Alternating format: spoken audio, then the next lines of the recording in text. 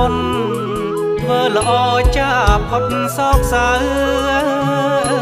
បុណ្យរាំងសានៅគ្រប់អាត្មាសាងបុណ្យធ្វើល្អចាផុតសោកសៅបុណ្យរាំងសានៅគ្រប់អាត្មាព្រះពុទ្ធណែបានផ្ដាំគោលធម៌ប្រចាំមេគាសាសនា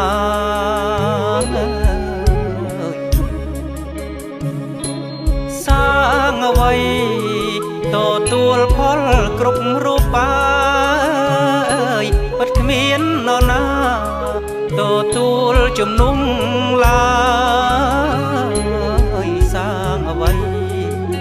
ទទួលផលគ្រប់រូបបាយ